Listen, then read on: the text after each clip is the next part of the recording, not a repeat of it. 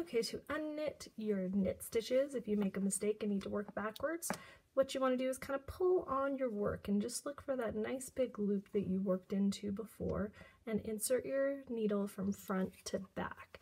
Don't come in from behind, that'll twist your stitch. Always go front to back, so kind of pull, you'll see that nice big loop that your stitch was worked into. Insert your needle and slide off the stitch that you have on your right hand needle and pull out your tail. I like to keep tension, it's a little easier to be able to pull on everything, so I always kind of resituate my tension as I'm going. Right here is where I messed up. I have my twisted stitch, so this is where I would go instead of front to back, because that's just going to twist it more. I want to go back to front. I want the right hand loop in front, just how we always want our stitches situated. So now my stitch is correct, and I can go ahead and start working my project again. So that's how you're going to unknit stitches. If you have any questions, leave them below, and thank you for watching.